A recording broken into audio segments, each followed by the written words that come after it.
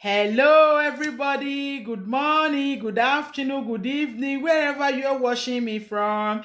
It's your girl, Susan. Hello, welcome to my YouTube channel, Susan Herbert Tips. Today, we're going to be talking about constipation.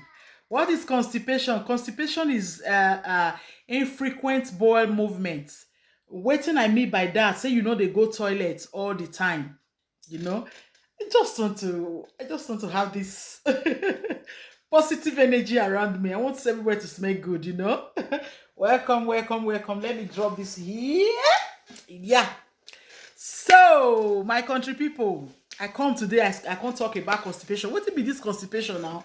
I say, now say, they go toilet maybe 3 times a week.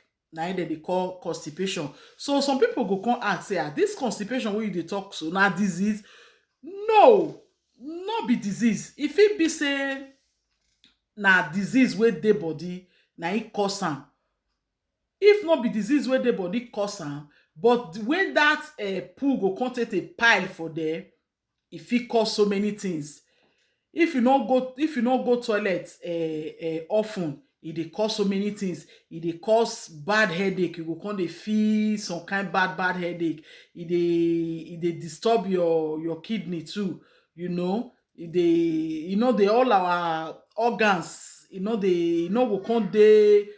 Go come dey okay. E good make e be say person dey go toilet at least, if not be every day, at least once every 2 days. So the good news be say things dey wey you go fit take do am, make you come dey poo, make you dey go toilet all the time like that. And all these things wey I wan talk so na just vegetable and fruit. And if e come be say you use those vegetables, you use water and salt, e no still go. Almighty Bodo, this is Bodo. E dey help for constipation. If this one no still dey okay, because this na for light constipation. If na chronic constipation you get, I get another one wey dey act as laxative. Laxative mean purge. Say e get things wey fit purge you inside. That one, that plant, I dey use am for those people wey wan trim down, wey wan lose weight. You go dey add small to am, but you fit still take that one. They call am sen. So this Bodo plant wey I just hold so, na antioxidant. Somebody ask me that, they say na wetin be this antioxidant wey I dey mention, so where I go say the plant get am.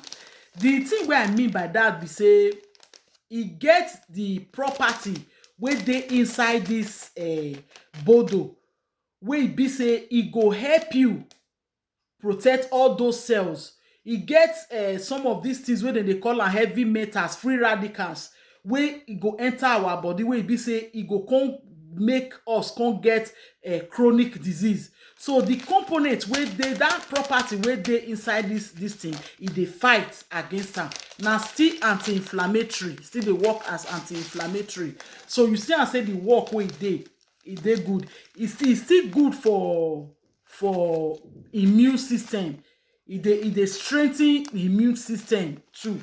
E get a lot of work wey this Bodo dey do, but being that na only constipation now I wan talk about today, na im make me say you go fit use am for constipation.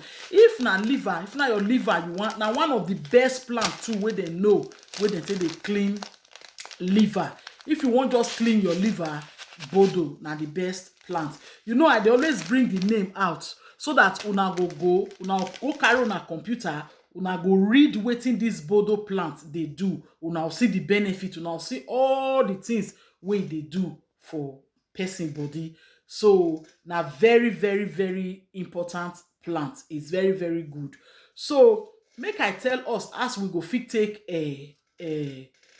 fight this constipation wey I dey talk about. So you go carry warm water, you go put salt inside. In the morning, very early in the morning, full glass, you go put half teaspoon. But if you get medical issue wey dey say make you no eat salt and sugar, don't do that. But if you don't have that medical issue, put salt for water, warm water, I no say hot water, lukewarm water, then you go drink am for empty stomach. Then like 45 minutes after that, you go come drink vegetable smoothie. Wetin this vegetable smoothie go contain? You fit add celery, you go add cucumber, pepino,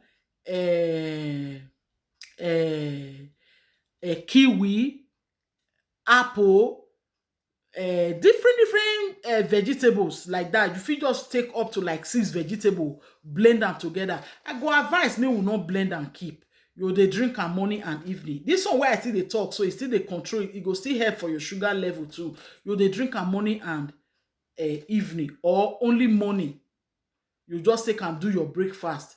First day, second day, maybe you fit not see changes. The third day, I get a lot of testimony. I get a lot of people wey go even fit come this my YouTube channel, come talk, say yes, it has worked for me. You know, na very simple remedy. But if that one not come work, no worry. Like I said, Bodo dey. If you want Bodo, I will give you this Bodo.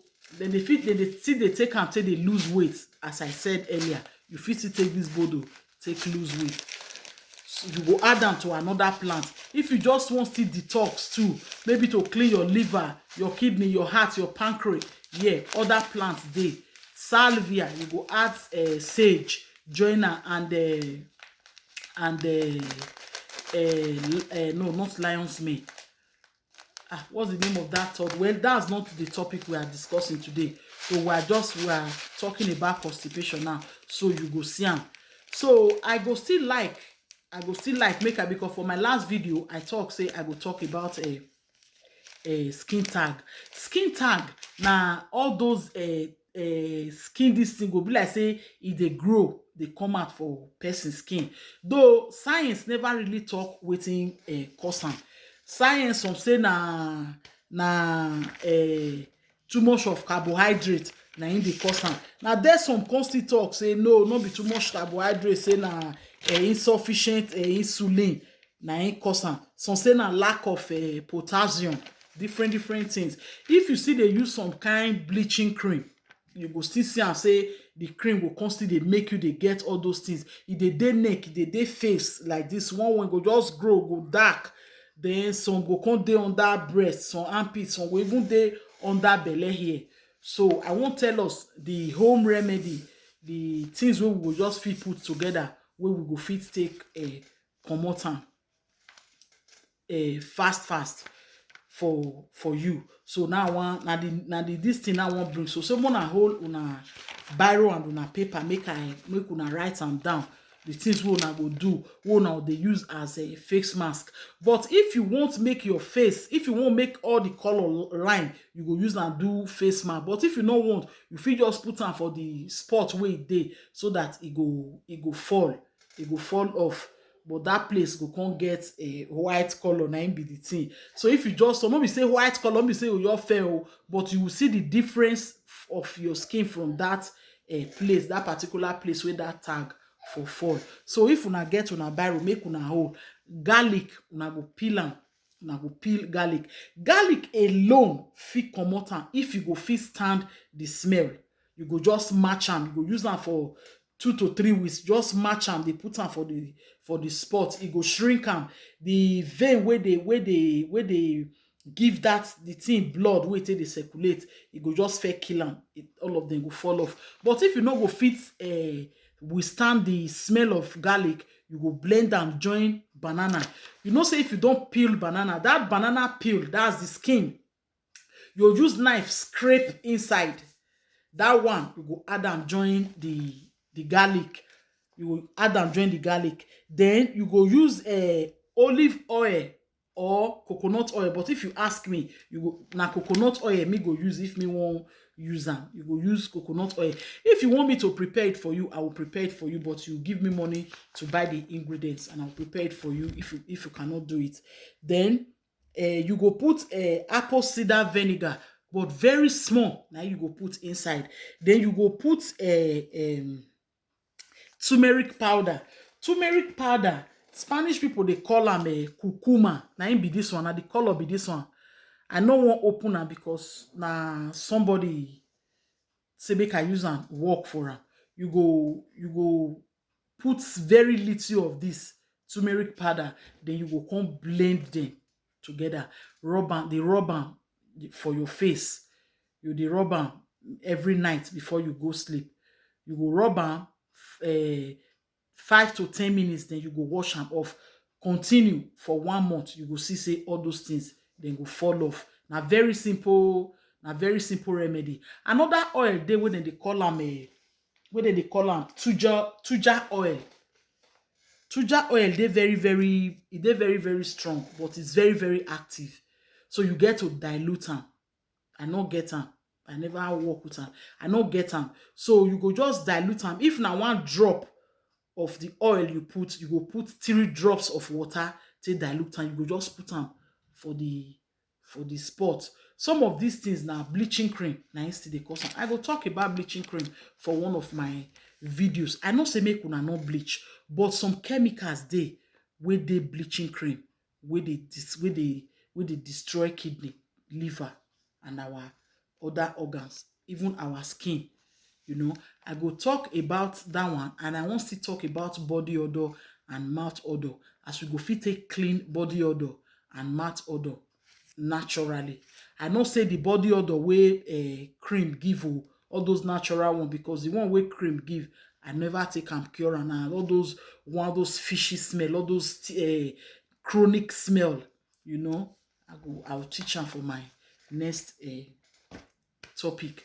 My beautiful people, make I end the video here. I still say make I still quick drop this one, make today not just still go, make we still learn something today. Any question, like I dey always dey tell una, make una drop am for the una drop am for my WhatsApp number. If I no quick answer you, no bother, I go answer you. I go reach your turn, and small I know say I dey work and I still be housewife, so I go always answer when e reach your turn. I love you all. Above all, una stay safe for this pandemic.